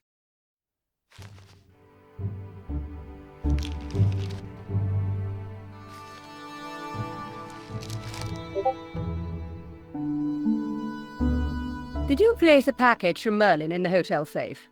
I did, madame. And did my friend here show you Merlin's identification? Indeed he did, but What's the problem? he isn't Merlin. A mere academic detail. Give him the package. But that is against the law. I happen to be a justice of the peace, you silly man. I own the law. If he tries anything, shoot him, George. My pleasure, Lady Piermont. One moment, please.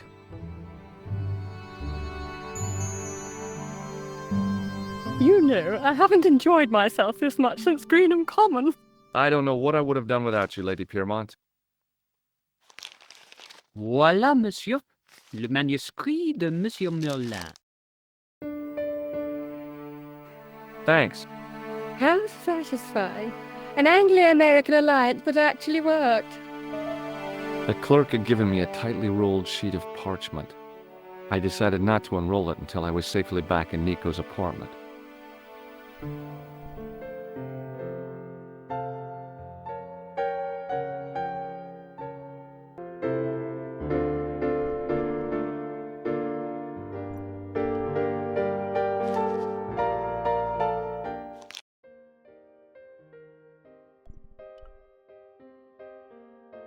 The door was locked.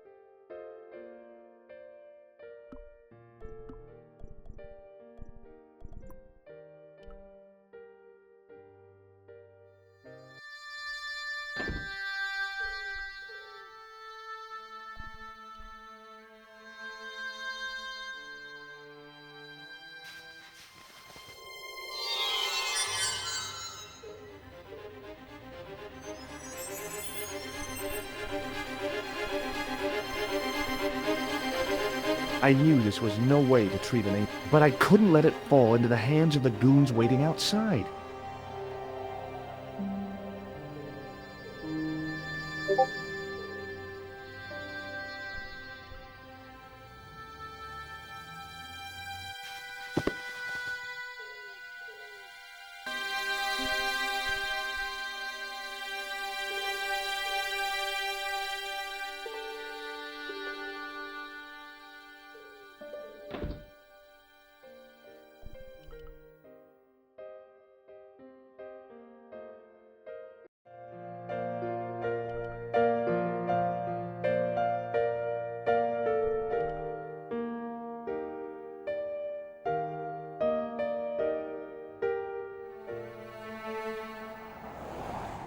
Hold it right there. Search him again, Flap. Nothing, Guido. Okay, let him go.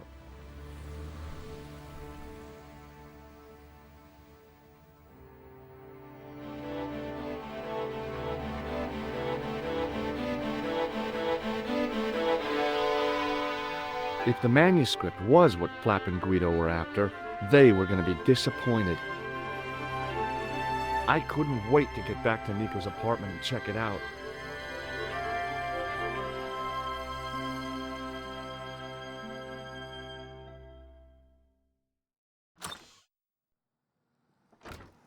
You're just not going to believe what I've found. It's not another part of the clown's costume, is it?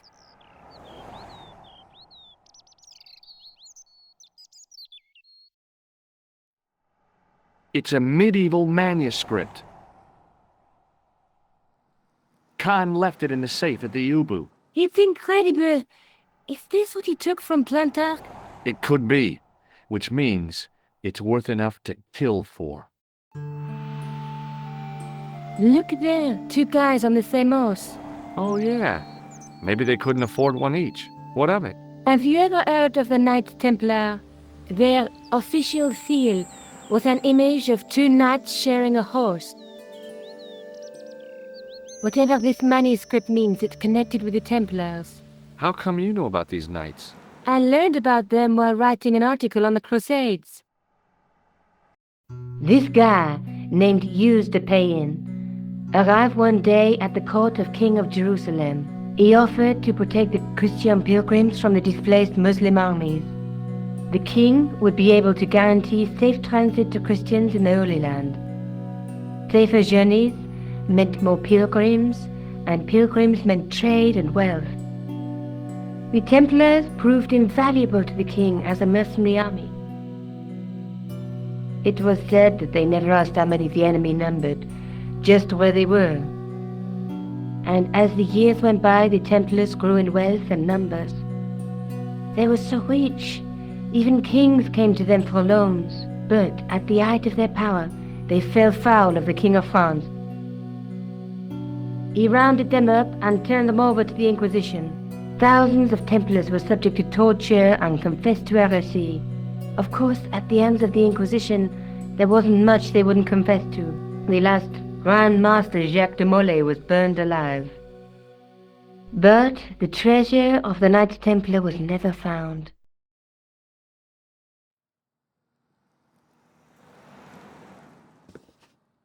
Jeez, So the treasure is hidden, waiting to be discovered? If there ever was a treasure, it's been lost for 600 years. Anyway, we're supposed to be investigating a serial killer, not a medieval treasure trove. But maybe that's what the clown and his accomplices are after. Maybe this manuscript is the key. You'd better leave it here for safekeeping. Think about it, Josh.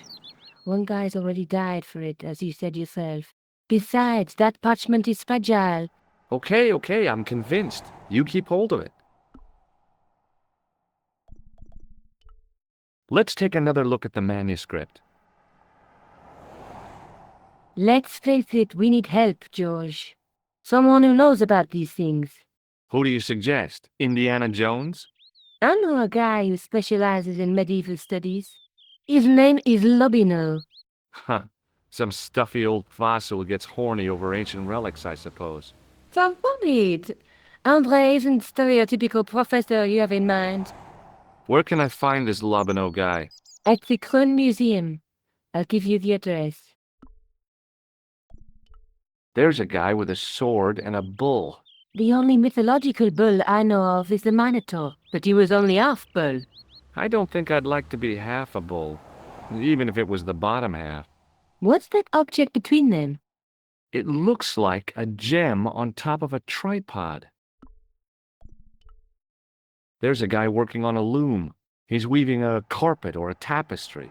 Or a duvet cover? It's a clue to a place, I reckon. Somewhere famed for weaving and ships. Where folk live in barrels? It beats copper boxes. A knight with a crystal ball. And there's something written on the scroll beside the knight. Yes, but it's written in Latin. Per disciplinam mea lux videbis.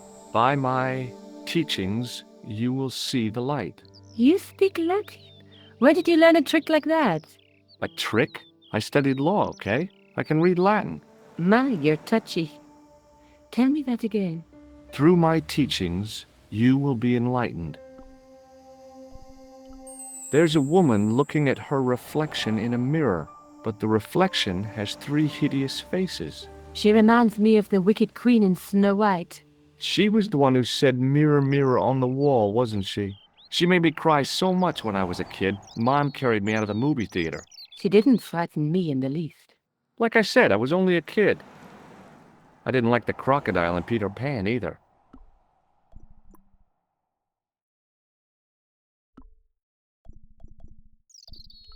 What are you doing to help trace the killer clown? Research, George. Yeah? You have a copy of the clown's yearbook? I have a telephone and lots of contacts. Oh, well, did you find anything useful? Not yet. I'm employing my first and most useful weapon. What's that? Patience. Oh, I've heard of that. Isn't it a substitute for decisive thinking? Have you found out any more about the murders? Well, it may be nothing, but both the clown's victims visited Paris earlier this year.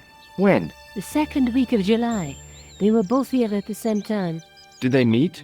I don't know, but I can't imagine it was coincidence.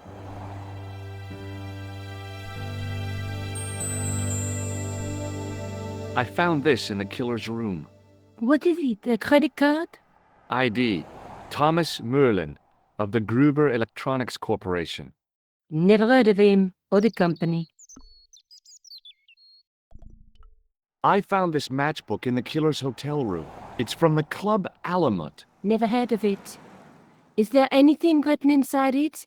No, what were you expecting? If this was a movie, there'd be a clue, a name or an address. That's no use. There aren't even any matches in it. Oh well, I'll keep it as a souvenir. Maybe I'll check out the Kroon Museum. I'm sure you'll find it useful, George.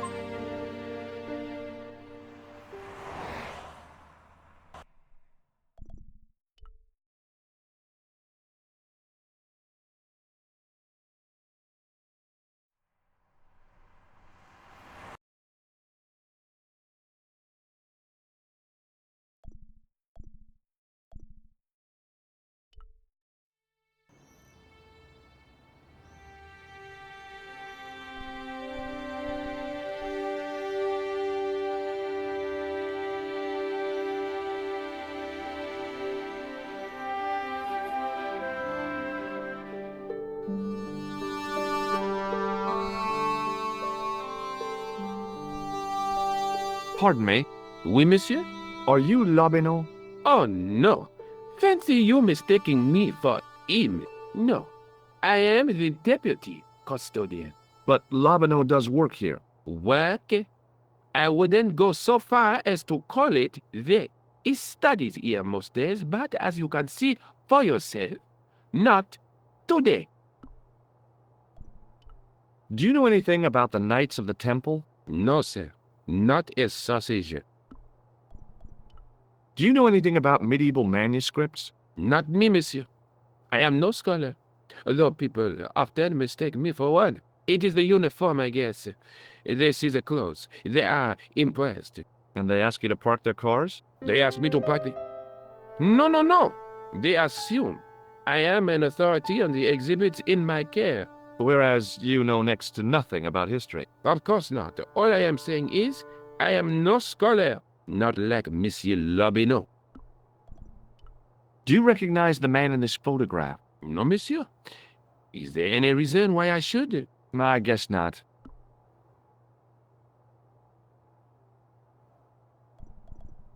Thanks for your help. In the case was a spindly tripod, blackened with age and pitted with rust. It was identical to the tripod pictured on the manuscript. A notice identified it as 15th century from Western Ireland. It had been found in Loch Marne at the site of a Knights Templar preceptory. Ireland! What's that? This tripod was found in Ireland. I will have to ask you to keep your voice down. I'm sorry, I was excited.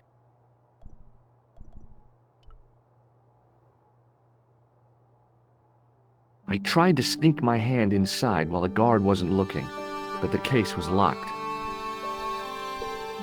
I tried to raise...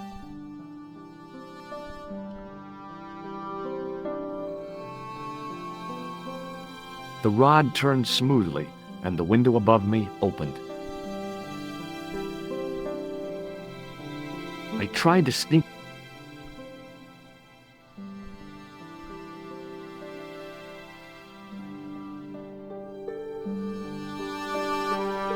Watch out! You will have that down on top of us! Touching an object as rare and beautiful as that would have been the act of a barbarian. I was no desecrator of tombs.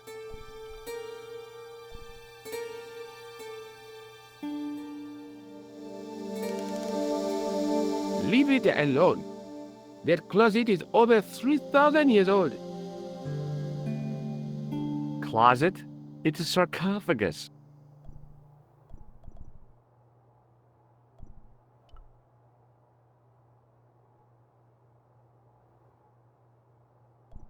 The case contained the tripod shown on the manuscript.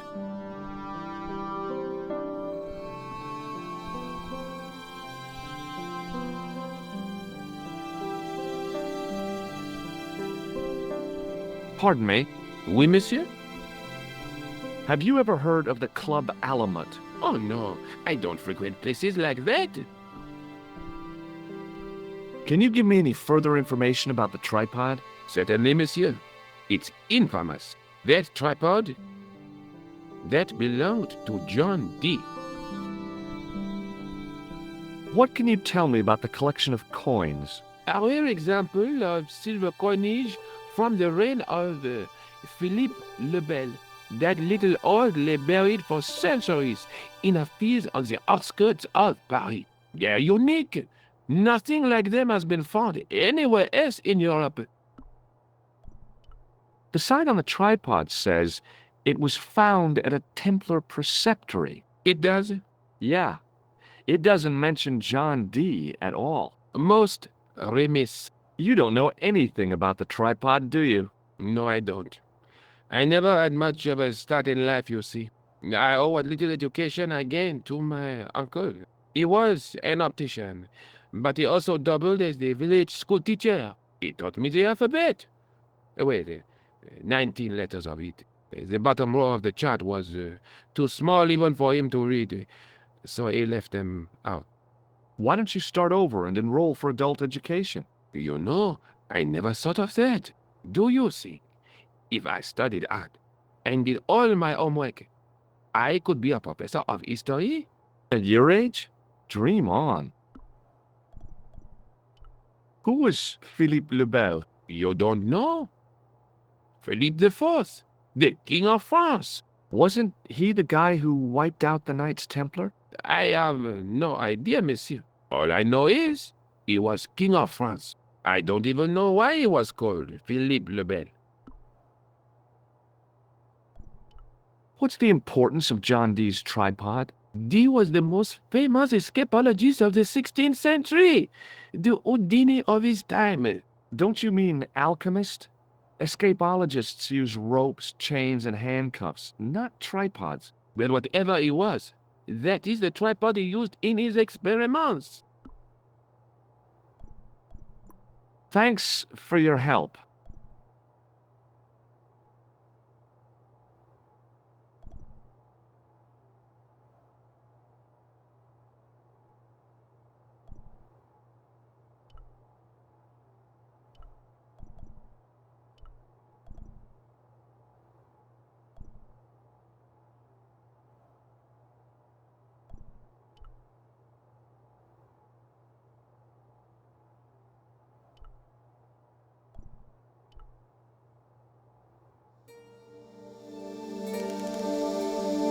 Don't even think you'll be suffocated. I always wondered how it felt to be a mummy.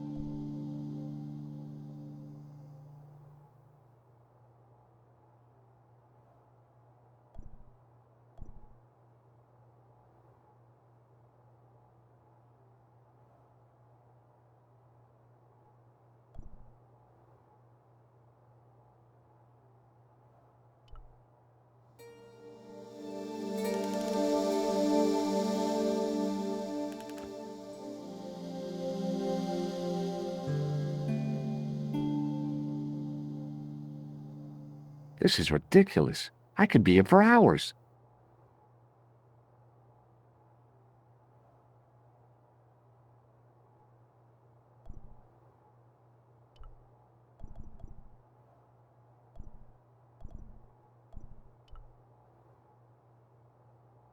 There was nothing in the urn. The statue didn't deserve to be mauled by a Philistine like me.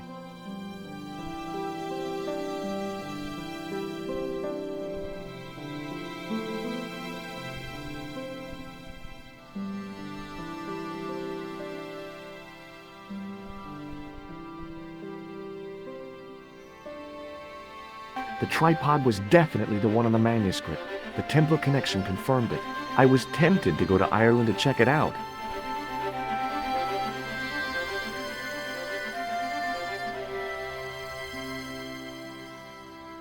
I considered smashing my fist through the pane, wrenching open the window, and vaulting triumphantly into the building. Then I thought, no, that's dumb. Besides, I might get hurt. A real macho guy would have plunged straight into the spiky, scratchy bushes. Not me.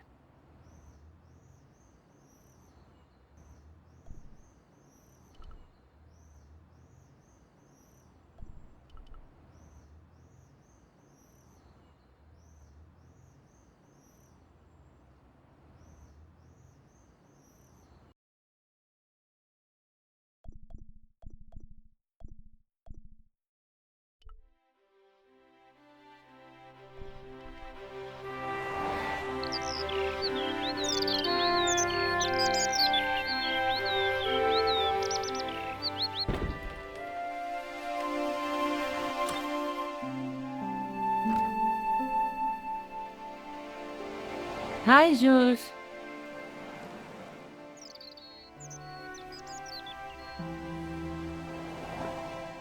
I found the tripod. Where? In the museum. It belonged to the Templars. It was dug up in Ireland at a place called Loch Marne. I have heard of Loch Marne. I read an article about the castle. Take a look for yourself.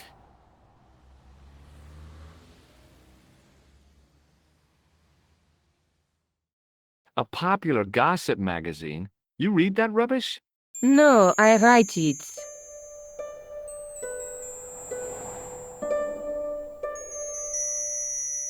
Professor Nigel Pegram, excavating the medieval castle at Lochmarn. That's strange. What? He resigned his chair at Durham University in order to devote his time to the excavation. Not only that, but he canceled the filming of a 4th series of his popular television program.